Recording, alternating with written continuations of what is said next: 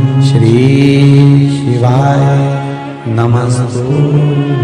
कार्तिक महीने पहला चरण जब नारायण पृथ्वी पर अर्थात आंवले के वृक्ष पर बैठकर आंवला नौमी से साधना करते हुए नेत्र बंद कर देव उठनी एकादशी तक भगवान तब साधना से जब पहली बार उठकर चरण रखते हैं तो मेरे नारायण का पहला चरण भगवान कुबेर भंडारी अर्थात कुबेर स्वयं कुबेर देव भगवान हाथ में ले लेते और दूसरा चरण माता लक्ष्मी ले। देखिए भगवान नारायण के एक चरण को हाथ में ले रहे हैं, दूसरे चरण को लक्ष्मी ले रही है। निवेदन करूंगा मैं आप सबसे, मान लो कोई व्यापार में अगर तकलीफ हो,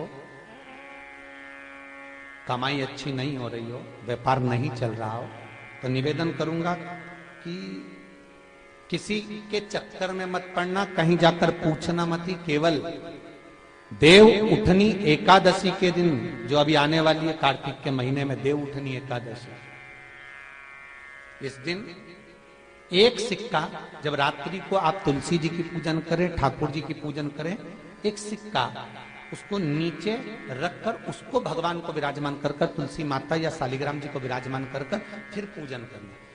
सुबह ब्रह्म मुहूर्त में 4 बजे जब आप देवता को उठाएं, वहां पर जब लीपन करें और उठाने जाएं उस गन्ने की झोपड़ी के अंदर, तो वो सिक्के को अपने पल्लू में डालकर हल्दी की कटोरी में भरकर दुकान में, व्यापार में, व्यवसाय में रख देंगे। अगली एकादशी तक बताना जरूर कि कितना लाभ मिला, कितना कमाया आपने, सूचना जरूर देना हो, बताना जरूर कि कितना प्राप्त हो। क्यों? क्योंकि नारायण जब देव उठनी एकादशी पर उठते हैं, जब मेरे भगवान विष्णु अपना चरण नीचे रखते हैं, तो एक कुबेर और दूसरी स्वयं लक्ष्मी भगवान के चरण को अपने हाथों में झेल लेती है। तो जिस स्थान पर आप देवता को उठा रहे हो, जिस स्थान पर आप भगवान की आराधना कर रहे हो, जिस स्थान पर आप भगवान को जगाने का प्रयास कर रहे हो, वहां आप अगर लक्ष्मी को विराजमान कर देंगे तो नारायण का चरण और लक्ष्मी दोनों कुबेर के साथ हमें प्राप्त हो सकते। किसी लड़का और लड़की का विवाह नहीं हो रहा, 30 साल हो गए, 32 साल हो गए, 34 साल हो गए, लड़का लड़की का विवाह ही नहीं हो रहा, बहुत टेंशन है माता पिता। कोई मंगली है, कोई मांगलिक है, थोड़ा धीरे कम करो, प्लेन रखो। कोई मांगलिक है, कोई मंगल है, संबंध हो ही नहीं रहा, बहुत प्रयास कर रहे हैं, बहुत। 4 दिशा का स्मरण करिए, पूर्व पश्चिम उत्तर दक्षिण।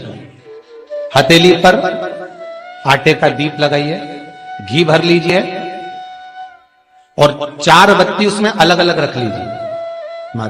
थोड़ा सा पीला चावल हल्दी में कर उसमें डाल लीजिए। जो लड़का और लड़की का विवाह करना उसी के हाथ में देना है। और देव उठनी एकादशी के दिन, जिस दिन देवता उठेंगे, जिस जगह पर तुलसी शालिग्राम का आप पूजन करते हो, गन्ने के नीचे, ईख के नीचे तुलसी का क्यारा रखकर पूजन करते हो, वहां पर भगवान शिव और भगवान नारायण का नाम लेकर उस दिए को रगवा दीजिए और वहीं पर हल्दी का तिलक उस लड़का या लड़की का कर दीजिए और उसके हाथ में थोड़ी सी हल्दी लगा दीजिए। महाराज 2.5 महीने 3 महीने तो बहुत हो गए, उस बच्चा और बच्ची का विवाह पक्का हो जाए। कार्तिक महीने में 2 वस्त्र की महत्वता होती है, ध्यान लगाना जरा। जितनी भी माताएं बैठी हैं, चाहे वो सासू माँ हो चाहे बहुएं हो, बेटियां भी कभी ना कभी बहू बनेंगी और आप भी कभी ना कभी सास बनेंगे, स्मरण।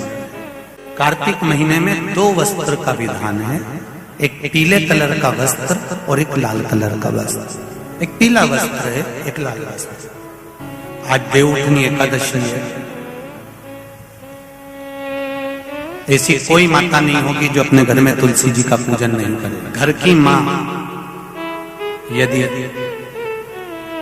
आज देव उठनी एकादशी के दिन लाल वस्त्र, बैकुंठ, वैसे तो 25 का महत्व बताया गया है स्कंद पुराण में, जो 5 दिन पीछे के होते हैं।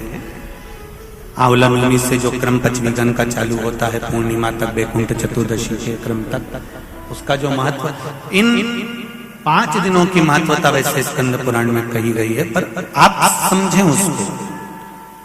लाल वस्त्र अगर कार्तिक महीने में तुलसा महारानी पर ओढ़ाया जाता है और वही वस्त्र बाद में रख लिया जाता है संभाल कर, तो उस घर में किसी कर्म गति के कारण भी अगर अपशब्द निकल रहे होते हैं तो वो अपशब्द वो वस्त्र रोक लेता है, वो वस्त्र रोकता है। कौन सा वस्त्र? लाल वस्त्र, पीला वस्त्र। इन 5 दिन में अगर तुलसा महारानी को चढ़ाया जाता है और उसको रखा जाता है तो जिस नारी के गर्भ से संतान नहीं भी हो रही होती है उसके कक्ष में अगर वो वस्त्र कुछ दिन तक रखा रहता है तो ये निश्चित आती है कि गर्भ ठहरता जरूर है। ये पीले वस्त्र की और लाल वस्त्र की महत्वता कार्तिक महीने में सब बोलिए एक बार जमकर, श्री शिवाय नमस्तुभ्यम। प्रैक्टिकल जरूर करना, कहीं सियोर वाला महाराज झूठ तो नहीं बोल रहा। शास्त्रों की बातें हमारे जीवन में हमें सुख प्रदान करे, इसलिए इस भाव का आनंद करते हुए आज की कथा को विराम देते हैं।